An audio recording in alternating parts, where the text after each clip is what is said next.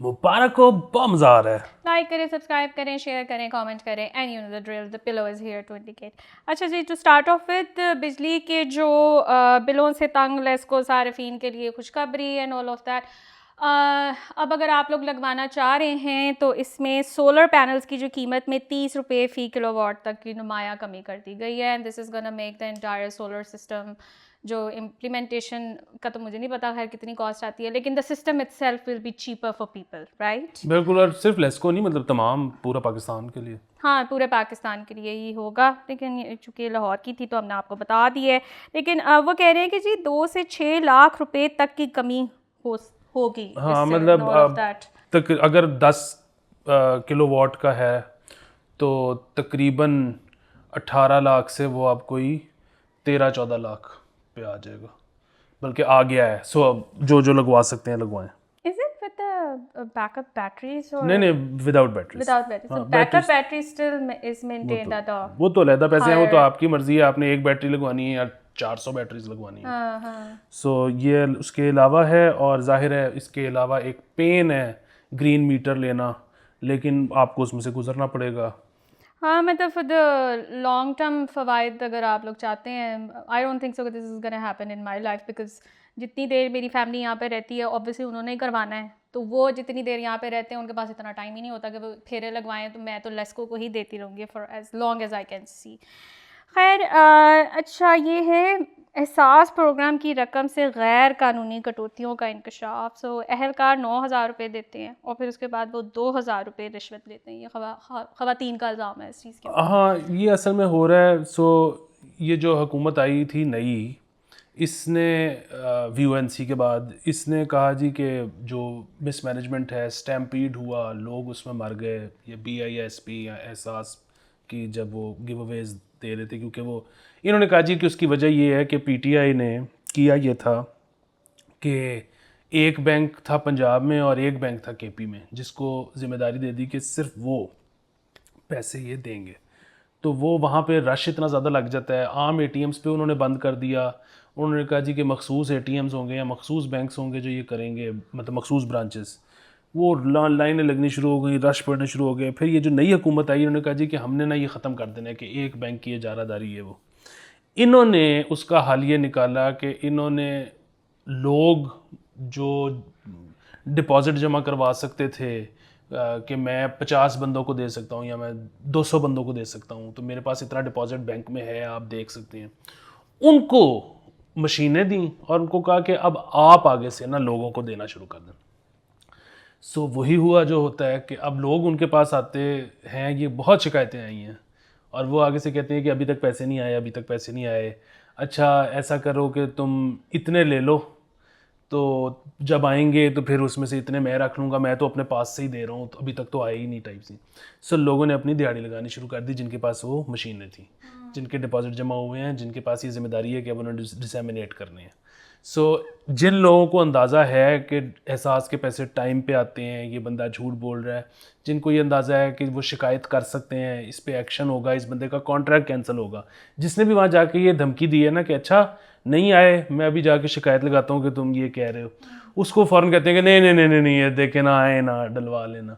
सो ये पाकिस्तान की पुरानी चीज़ है। यहाँ पे तो एक दफ़ा वो भी हुआ था कि पुरानी बात है, GPO की शायद कैंपेन थी कि बच्चियाँ जो स्कूल जाती हैं और मेल नरिश्ड होती हैं, तो उनके लिए अलहदा से पता नहीं घी और चीनी, तो वो भी मतलब डाकियों ने क्योंकि की जिम्मेदारी थी, क्योंकि सबके नाम के अगेंस्ट लिख के उनको देना है, तो उसमें घी और चीनी में भी डंडी लगने शुरू हो गए थे। खैर ये पुरानी बात है, लेकिन यहाँ पे तो जिसके पास भी जिम्मेदारी जाएगी, आई डोंट नो कि ये क्यों इतना मुश्किल है, और यकीनन होगा जिसकी वजह से पिछली हुकूमत से लेके, उससे अगली हुकूमत से लेके अब ये हुकूमत तीसरी आ गई है, सब स्ट्रगल कर रहे हैं, तो यकीनन मुश्किल होगा।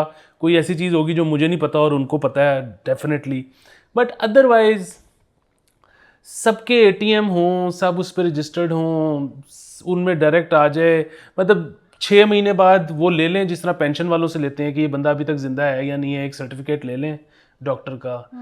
बाकी मतलब ये शर्त रखना कि किसी एक बंदे के पास जाना है जिसके पास POS मशीन हो, या किसी एक बैंक की किसी एक ब्रांच पे जाना है, उसकी ज़रूरत ही नहीं है। बट आई डोंट नो, कुछ ना कुछ तो होगा।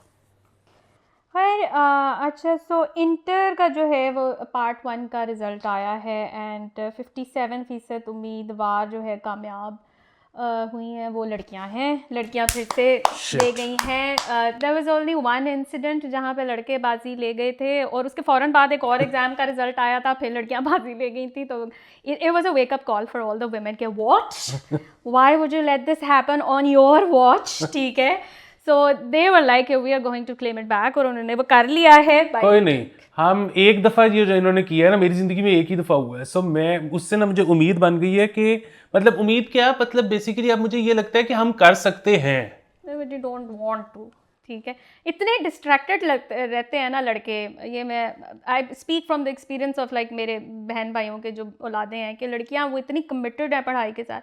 लौंडों को फ़र्क है, पढ़ लेंगे, देख लेंगे, कर लेंगे, they do have the potential दो, लेकिन बस उनका ध्यान नहीं होता ज़्यादा।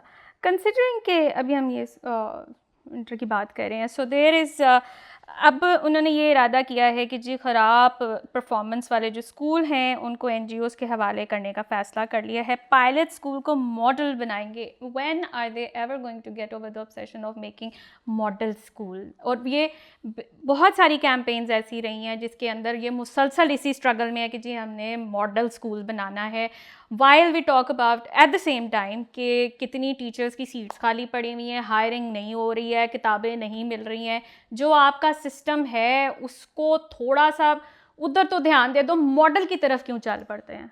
अच्छा बताए, इसको सुनने के बाद मुझे एहसास हुआ है कि हुकूमत को मेरे से बेहतर कोई नहीं जानता। उसकी वजह ये कि हुकूमत ना बिल्कुल मेरी तरह की है, कि मैंने भी ना फैसला ये किया कि मुझे ना अब पेट्रन्स पालेंगे। मैंने भी ना उनसे पूछा नहीं कि क्या आप कर लोगे। हुकूमत ने भी ना फैसला तो कर लिया है। NGO से पूछा है कि क्या आप चलाएंगे, मतलब जो मामा आपको देंगे। क्योंकि मतलब कितनी NGOs हैं जिनके मैंडेट पे एजुकेशन है, और एजुकेशन में मतलब एजुकेशन की अवेयरनेस नहीं है, एक्चुअली स्कूल रन करना है। क्योंकि अगर किसी NGO के मैंडेट में एक्चुअली स्कूल रन करना है तो वो तो अपने 4 कमरे डाल के ऑलरेडी ये कर रहा होगा, या अपने लिए एक लोकेशन ढूंढ रहा होगा 4 कमरे डालने के लिए। ये वो सरकारी बिल्डिंग में क्यों करेगा, नंबर 1 चीज़। नंबर 2 चीज़ कि अच्छा जब वो आ जाएंगे तो उसके बाद ये जो मयार की बात करते हैं, ये मयार उसके बाद कौन चेक करेगा? वो अपने कोई प्राइवेट ऑडिटर से मयार चेक कराएंगे, या उसके बाद सरकार ही आके मयार चेक करेगी और फैसला करेगी कि अब तालीम ठीक हो रही है या नहीं हो रही? मैं इस मुल्क में मैं ये सोच रही थी कि इस मुल्क में NGOs इतनी बदनाम है कि अल्लाह सारा फसाद ही इन्होंने क्रिएट किया हुआ है, और NGOs बग़ैर किसी अल्टीमेटम के एकदम बंद कर दी जाती हैं। Do you really think so कि ये कोई सस्टेनेबल चीज़ होनी है, रिगार्डलेस ऑफ कि वो करना चाहती हैं कि नहीं, और बाकी क्या सिस्टम वहाँ पे इनकॉर्पोरेट होंगे? मुझे तो इस बात की समझ नहीं आई थी कि अब आप लोग NGOs के पास जा रहे हैं। वैसे आप लोग सारा टाइम उनको ब्लेम करते रहते हैं कि इनकी वजह से ये फैल रहा है, पर एनीवे खैर देखते हैं इफ़ दिस वर्क्स आउट और not. And really you guys need to come out with this obsession कि मॉडल स्कूल बनाना है। नॉर्मल स्कूल बनाएं जो चले, ठीक है, बच्चों को पढ़ें, वहाँ पे टीचर्स हों, which is probably the main concern right now. इसमें से ये जितनी चीज़ें इन्होंने कही है ना CM साहब ने, उसमें से एक बात है जो मुझे पसंद आई है। मतलब पसंद आई इससे मुराद है कि वो हो सकती है कि जी हम जो ग्राउंड हैं खेलने वाले स्कूलों के अंदर, जिनमें भी हैं, वैसे तो कम ही हैं, उनको हम ठीक करेंगे। चलो good, well done. Well if you do then sure, मतलब दैट्स द ओनली थिंग जो बच्चे, यही आपको रिलैक्सेशन मिल सकती है। अच्छा ये है, सऊदी अरब अरबों की सरमायाकारी करना चाहता है। Noman Saeed and special investment something, और वो उन्होंने बहुत तारीफ़ की है डॉक्टर उमर सैफ की कि he is bringing a lot of. अच्छा ये अगेन इसमें भी ना वही वाली चीज़ है कि अब या तो ये झूठ बोल रहे हैं, या ठीक है, और या ये ठीक कह रहे हैं, सऊदी अरब करना चाह रहे हैं। अच्छा अब बात ये है कि अगर झूठ बोल रहे हैं तो क्यों बोल रहे हैं, अगर सच कह रहे हैं तो फिर वो कर क्यों नहीं रहे? अच्छा यकीनन मतलब ये नहीं होता कि कोई 2 बंदे भी हों और आपस में सरमायाकारी करने का, पार्टनरशिप करने का इरादा रखते हों, तो ये ओवरनाइट तो कुछ भी नहीं होता।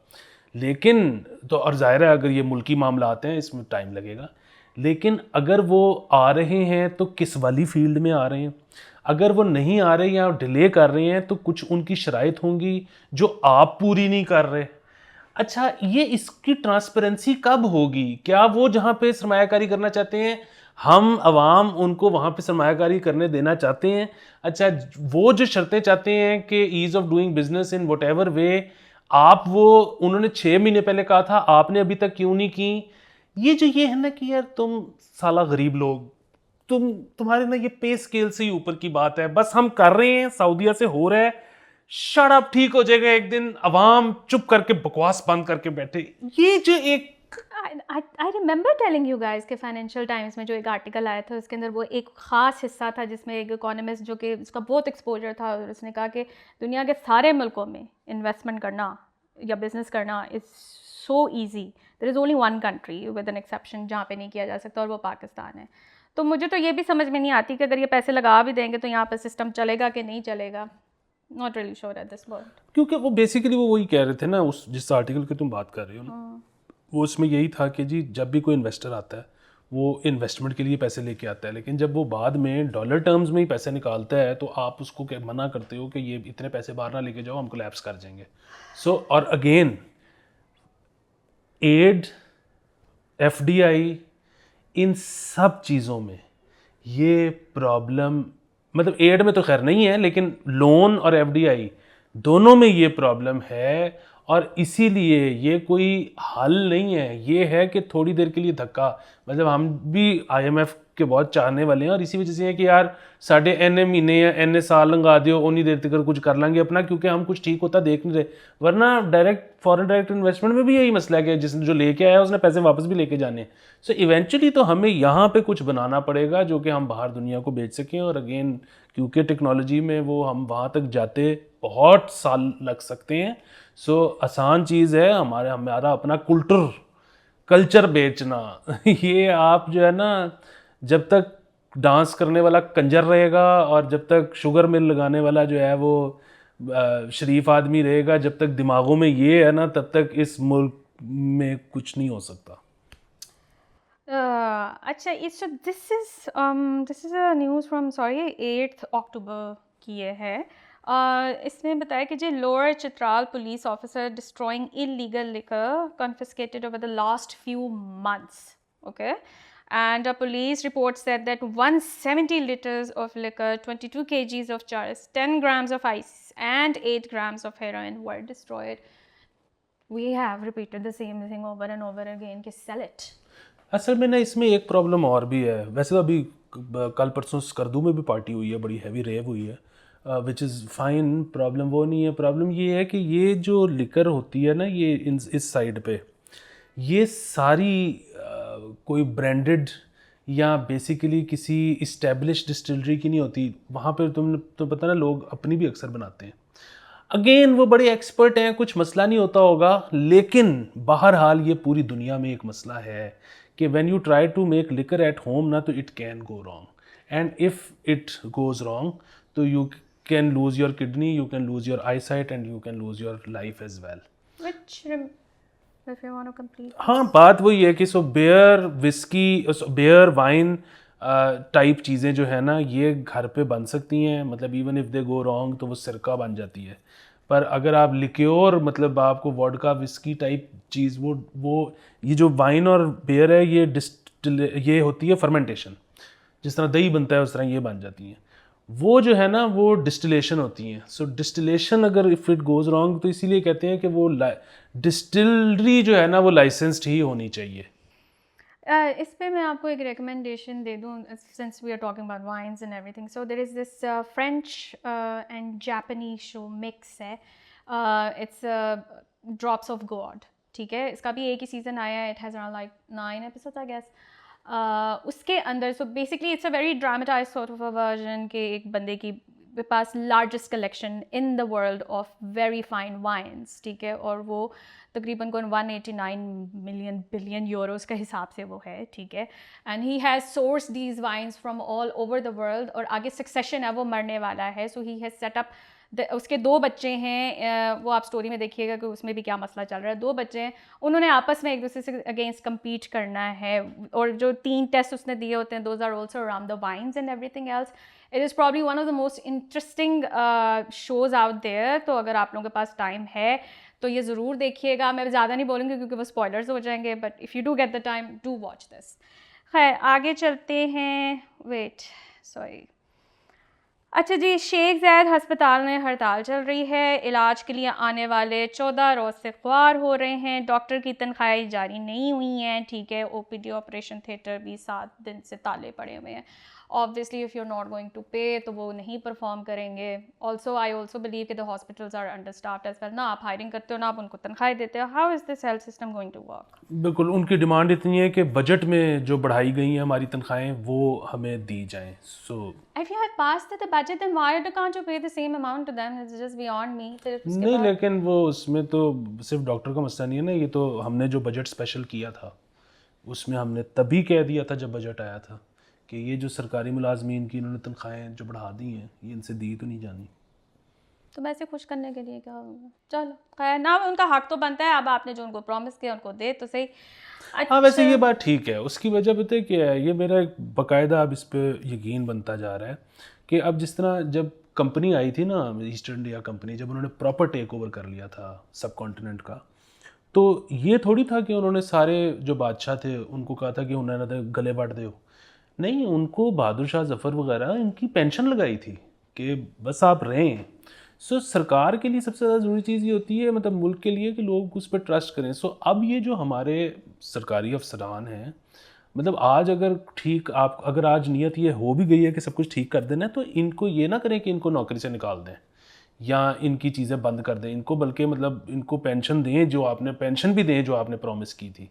सो ये नहीं है कि बस ख़त्म आज से, बस ये कि जो आज के बाद जो हायरिंग होनी है ना, उनको ये पहले से बता दें कि यार वो पिछलों को तो जो कुछ प्रॉमिस किया हुआ था वो हम दे रहे हैं, जो आप आ रहे हो आज, तो आज हम आपको पहले बता दें कि हुन ਉਹ ਗੱਲਾਂ नहीं रही ते हुन वेख लो आना है कि नहीं आना। आप याद जब आपको पता है, you are aware of this कि जी आप मैनेज नहीं कर सकोगे, तो प्रॉमिस भी ना करो ना, फिर रहने दें वहाँ पर। वैसे भी हमारे एक दोस्त है, वो बड़ा अच्छी बात करते हैं कि सरकारी अफसर को इतने ज़्यादा पैसे देने की ज़रूरत भी क्या है जब उसने यही कहना है कि ए नहीं हो सकता।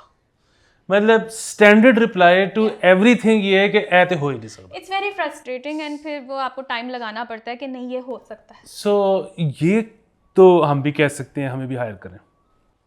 easy way out for anyone I guess।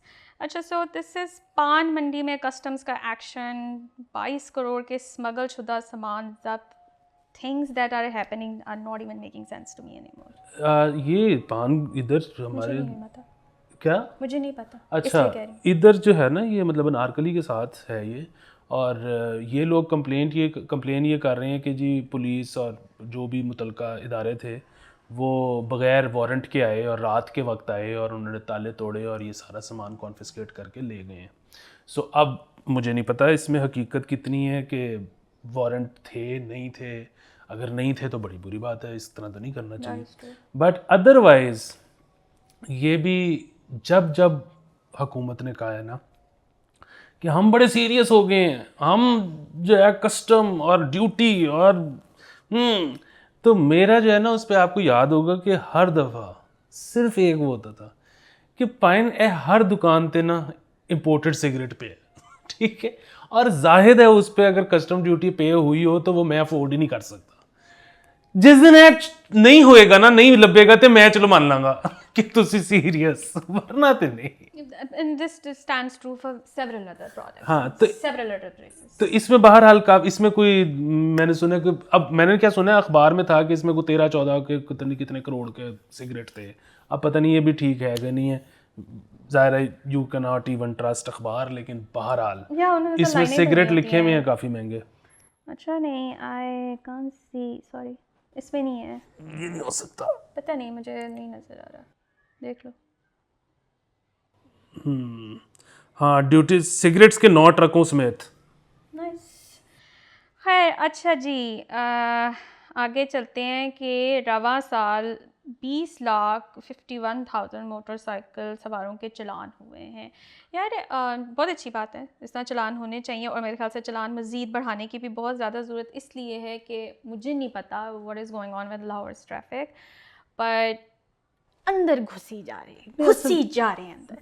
नहीं रुको ना, there was also another news कि जिसके अंदर ना किसी का वो फाइन्स लिखे हुए थे, एक पूरी शीट आई थी उनकी, एक ही दफ़ा उनको फ़ाइन ठुका जितने उन्होंने ऑफेंसेस किए हुए थे।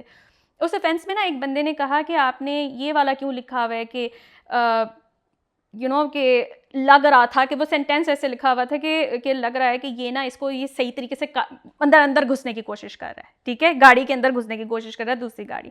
सो उसके बेस पे, based on the camera evidence whatever the camera was, तो उस पे भी उन्होंने चलान किया हुआ था उस बंदे को कि तुम बिला वजह अंदर घुसने की कोशिश कर रहे थे। देखो मसला पता क्या है, जितनी आबादी बढ़ रही है ना, लाहौर की ट्रैफिक का कोई इलाज नहीं है, नंबर एक चीज़। नंबर दो चीज़, जब जब कोई एक बड़ी शाहराह बन रही होती है तो बाकी जगहों पर ट्रैफिक ज़ाहिर है लोड मज़ीद बढ़ जाता है। ये हो गई दो चीज़ें। तीसरी चीज़ ये कि वो बाइक वाले जो है ना, अभी तक वो कहते नहीं हैं, वो चुप करके सुन लेते हैं। वो ज़रा ख़बर दोबारा निकाल लेना, लेकिन वो अभी तक ना चुप करके सुन लेते हैं। बात ये है कि किसी दिन उन्होंने कहना है कि मैं नहीं अंदर घुस रहा था, ये गाड़ी वाले मेरे अंदर घुस रहे थे। एक दिन इन्होंने सारों ने खड़े होना है एंड राइटली सो, और इन्होंने कहना है कि ये किसने फैसला किया है कि इतनी लेन्स गाड़ियों की होंगी और मैं एक साइड पे रहूँगा।